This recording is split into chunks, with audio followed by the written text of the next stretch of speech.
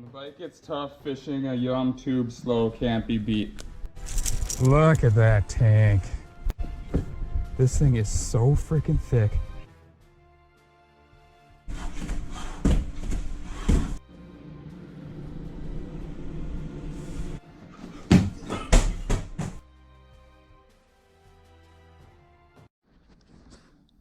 What's going on, guys?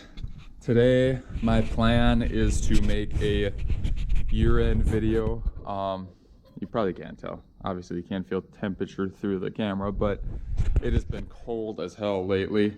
Some of the nights have gotten into like 16 or 17 degrees, I think. So bass fishing is basically over.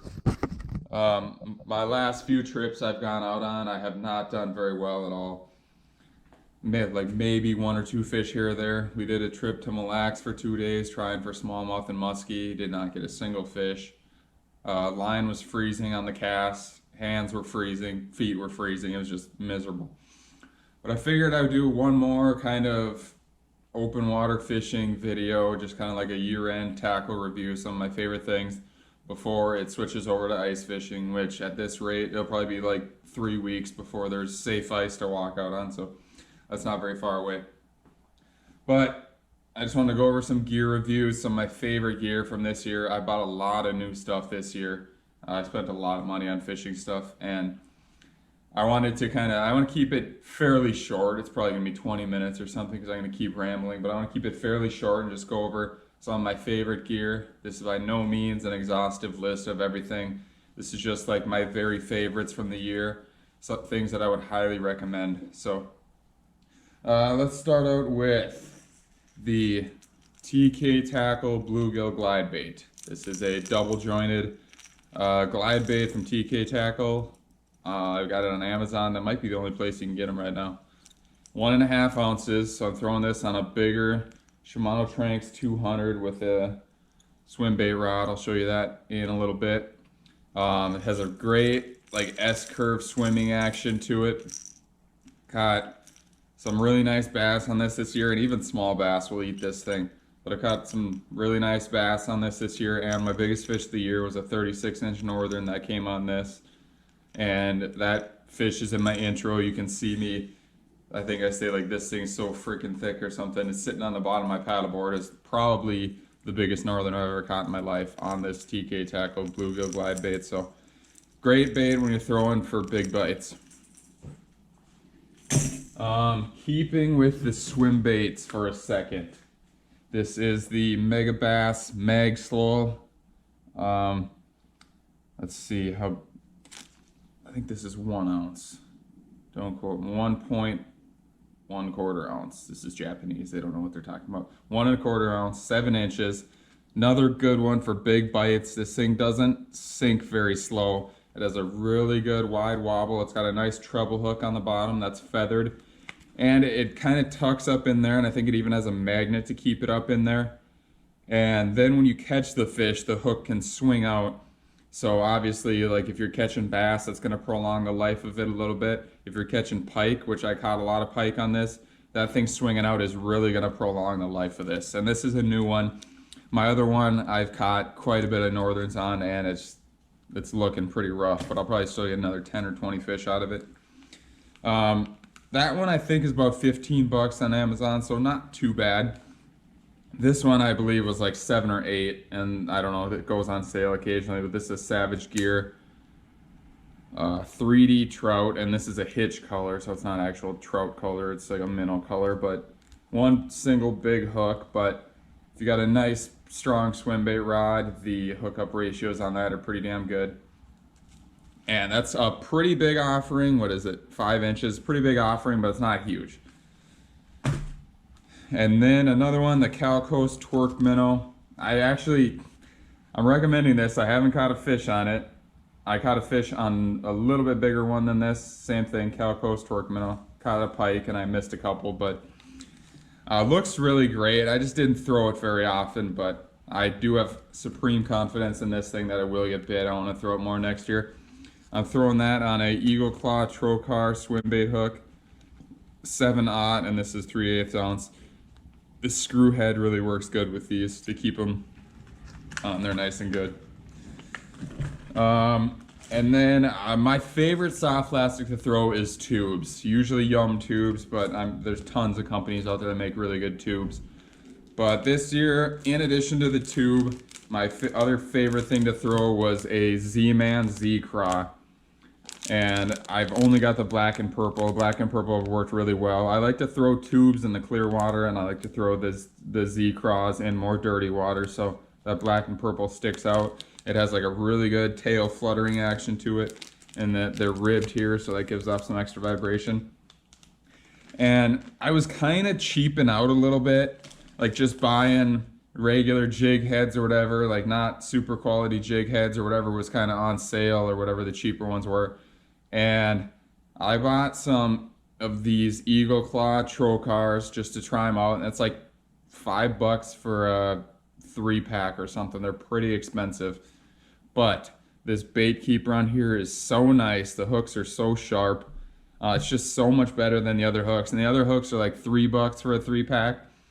That extra $2 is not really a week from then. I'm not going to even notice that I spent an extra $2. But these hooks are so much better. My hookup ratios were better. They weren't throwing the bait at all. Like I said, the bait keeper on this is just phenomenal. A lot of those other bait keepers just have a single prong. This one has a double prong, and the double prong really, even though you're spending a little bit more money, you're gonna save money on the Z-Craws or whatever you're putting on these, because that bait keeper is so much better. All right, what else do we got here? 2 more baits. I just want to give a mention to Z-Man chatterbaits and Outcast tackle swim jigs. Both of those were phenomenal. Chatterbait is like my go-to for bass. I catch more bass on a chatterbait than any other bait by far. And then Outcast swim jig, I caught my biggest bass this year, 6.12 pounds. First bass over 6 pounds, and that was like a major goal of mine this year, so I'm super happy about that. Yep, those 2 are both great. I would highly recommend throwing those baits, but I'm not going to go over those 2 in depth.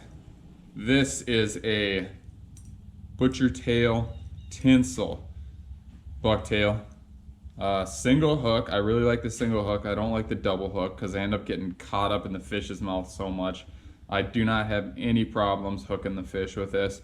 Once in a while you get a pike that kind of side strikes it or short strikes it, and you'll miss them, and then 2 seconds later they'll hit it again. They'll follow it and hit it. But I really love this tinsel on here. This looks great. Bucktail's always great, but I love this tinsel. And they got double blade and single blade versions. I like the single blade better.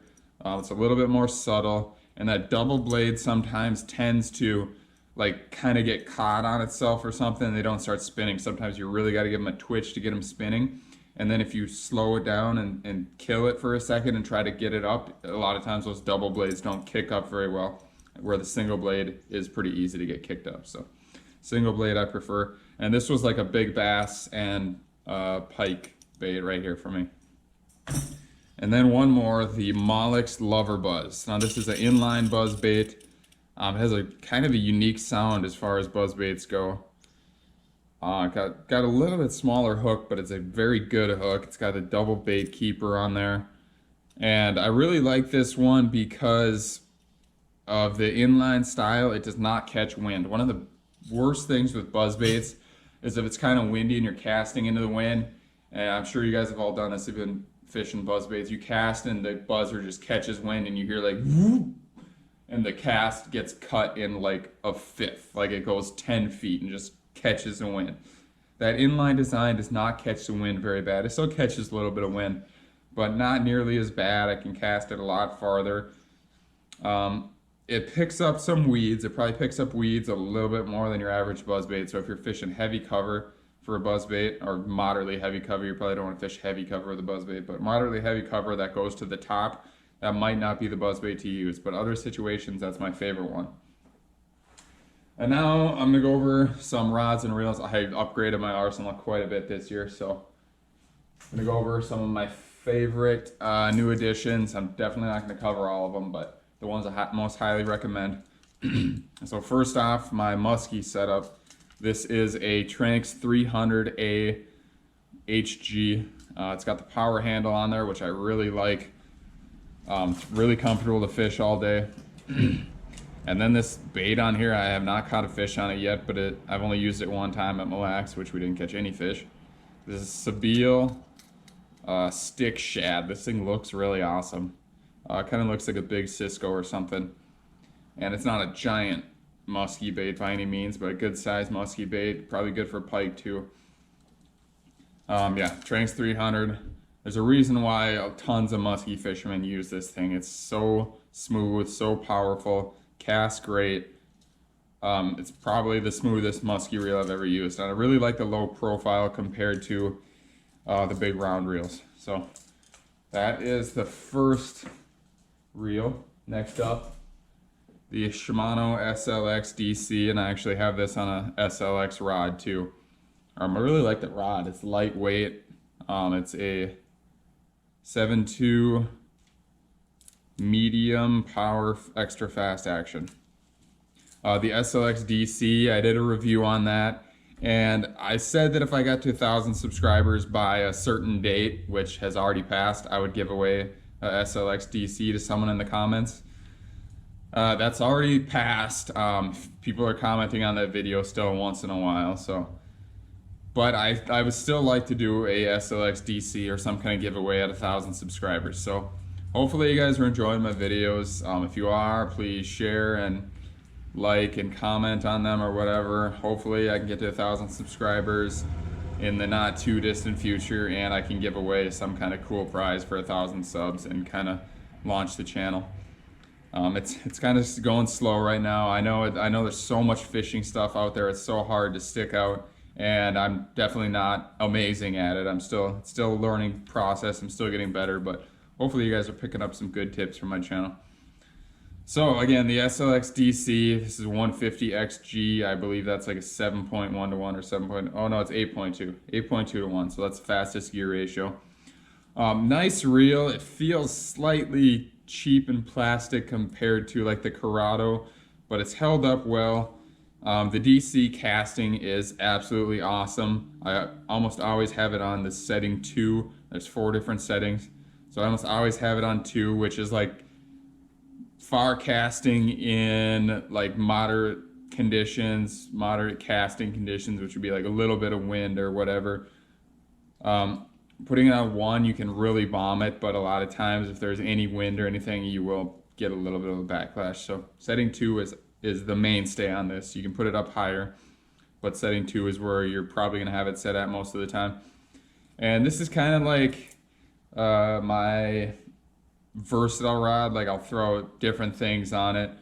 I kind of have specific setups for specific baits, but this one I really don't have any specific use for, so I just got a Bagley crankbait on there, really awesome crankbait. The extra fast action is not quite ideal for crankbaits, the extra fast action is not quite ideal for crankbaits, but I've been throwing it on. I've been doing it pretty good. Doing pretty good with that. Next up is a Tranx 200. Now this is a little bit smaller version of the Tranx, still extremely powerful, easily palmable.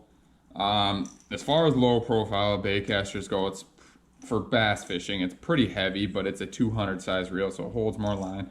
And this is really not your like all around run of the mill baitcaster that you use it for everything. I really like a 100 size reel, or maybe a 150 size reel for that. This 200 is heavier, but holds more line. It casts phenomenally. It's got an adjustment right here, and then it's got the traditional spool tension knob there. I got 20-pound fluoro on this. It's handled that extremely well all year, and another TK Tackle bluegill glide bait on here. And the rod is a extra heavy 711 Savage Gear browser rod. I got this for like $69 on Tackle Warehouse on special, and this Savage Gear browser rod is awesome. I'm looking to get another one for musky fishing or like giant swim bait fishing, but this thing is super light. The eyes on it are a little bit smaller than normal. They're not like micro guides, but they're a little bit smaller. The rod is held up extremely well so far, and this is my big glide bait or whatever big treble hook bait rod. My other swim bait rod is a heavier action St. Croix Bass X, and that's stiffer. This one's got a little bit more moderate action, so it's good for those treble hook baits. The stiffer one I'm using for like that Calco's twerk minnow with that big single hook to penetrate that. 20-pound fluoro with the glide baits, and I use 50-pound braid with the big single hook swim baits. Okay, next up, I have the Corrado. I've had this for a couple of years now. Great reel. I really like this thing. Unfortunately, like some part of the button fell off of mine. So it was like a little external smooth part or whatever fell off there, and now it's just got this little rough thing on there, which kind of sucks, but it still works fine.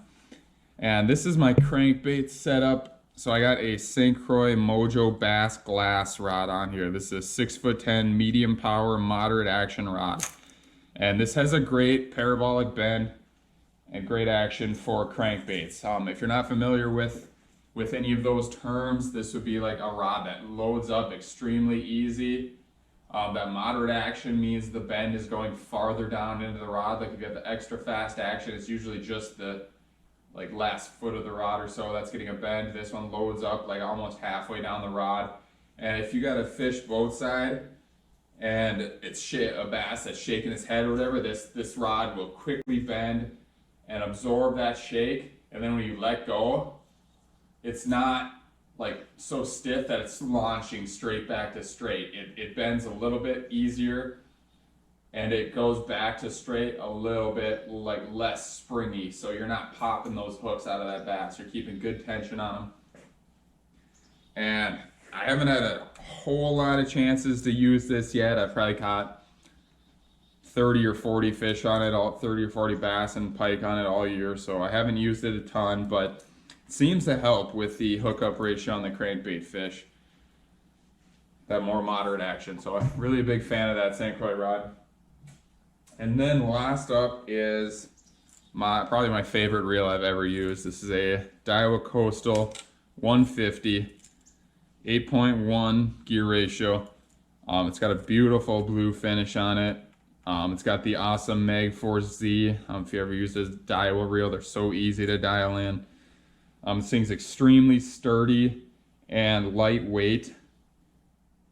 They said on it that it's palms more like a 100 size reel, but it has the capacity of a 150 size reel.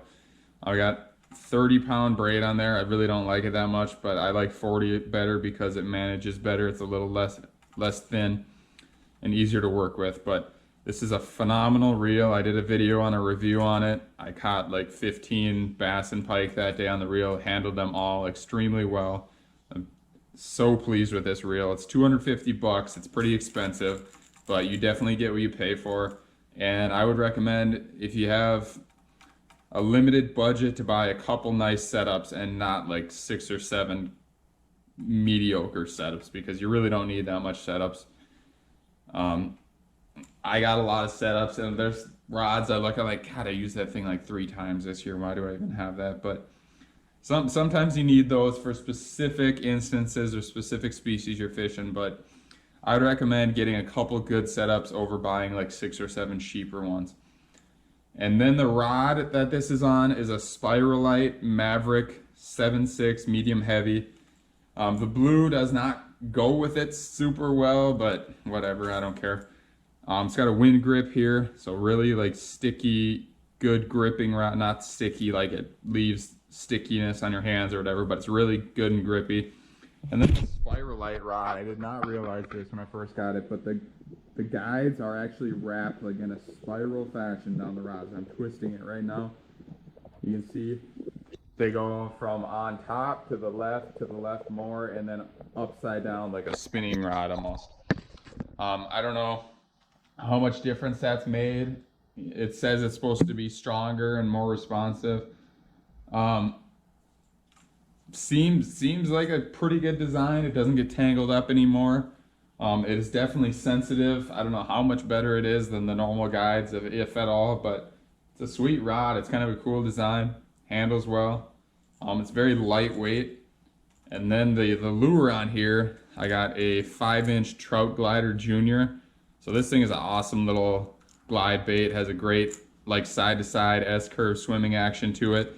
I think it was like 15 bucks on Amazon, and it came with some really crappy hooks, so I upgraded to these feathered trebles, which kind of sit back a little bit when they get wet, kind of swimming behind the fish, and they look like fins swimming in the water, or they almost look like it has guts hanging out of it or something, like it's injured, which is kind of cool. I've caught some bass and pike on it, and I caught a really nice walleye on this offshore one night, so that was a really cool catch. And then I got a snap swivel on here actually, just because these glide baits like to helicopter sometimes when you cast them. Like they'll really start spinning, they'll put a lot of spin in your line. So at least run a swivel. Like it'd be a good idea if you don't want to use a snap swivel, which I kind of put it on here for this lure, but also just to like easily interchange to different baits. I'm usually using it in dirty water, so I'm not too worried about like the visibility of it or whatever. But if you're worried about the visibility, but you still don't want to have your glide baits helicoptering, I'd put a swivel like 12 inches up and then just run like a fluoro leader with it. Now that's kind of the best of both worlds. You kind of minimize the visibility of the snap swivel and the braided line, but you still have that swivel up there to prevent that line twist. So awesome setup.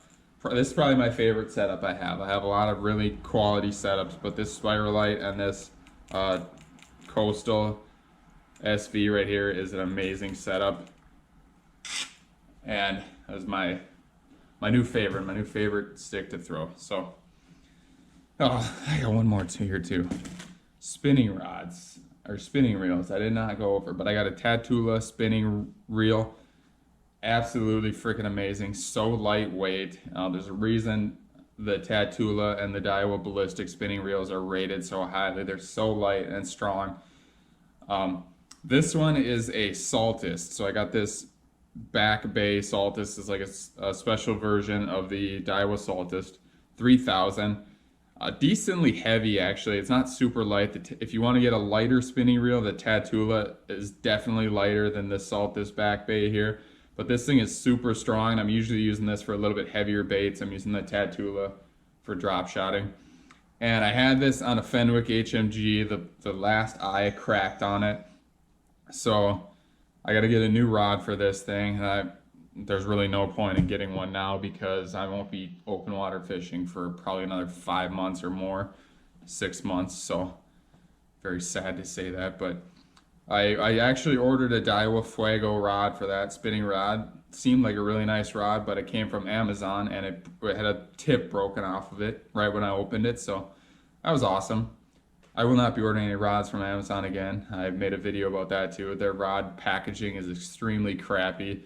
It was in 2 boxes taped together, and you could like literally move the boxes in and out of each other like an accordion or something. Like the packaging was really crappy. Tackle Warehouse is a way to go if you want to order any rods online. And when I replace that one, that's what I'm going to order next. I'm looking at a Tatula rod for that Back Bay, Tatula spinning rod. Otherwise, maybe a Denali rod or another Spiralite rod. I'm not sure.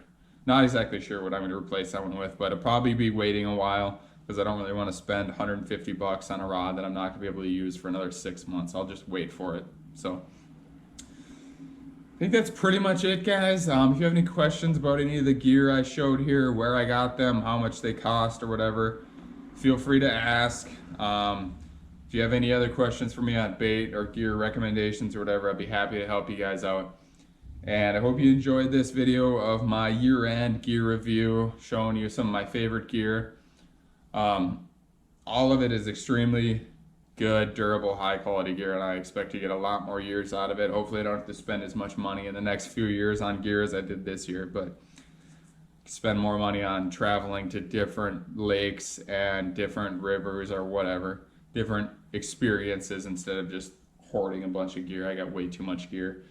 I got like 5 or 6 rods here too that are kind of old ones that I've replaced, and I'm just gonna give those to random people at boat launches or wherever I see them fishing. Maybe I'll just hand them over, especially like teenage kids or something who probably don't have very much money. I'd like to just give some of those rods to those kids and give them some pretty quality equipment. So hopefully I can do that next year. I wanted to do that this year, and I did not do it. Didn't get to do it. Didn't put them in the truck very often, and whenever I did, there was nobody there fishing. And then if I forgot them, of course, there was people there fishing. Like, I could have gave that kid one of my rods there, but forgot it at home. So thanks for watching again, guys. Subscribe for some more ice fishing videos coming up, and then I'm going to be kind of focusing on more workout videos this winter, just because getting out and freezing really sucks. And ice fishing, bass really don't bite. It'll be tip-ups for pike, hopefully a walleye through the ice here or there, and sunnies and crappies. Probably do some catch and cook videos too. So stay tuned for that. Thank you for watching. I'm going to stop rambling here. Thank you so much for watching, guys, and I'll see you next time.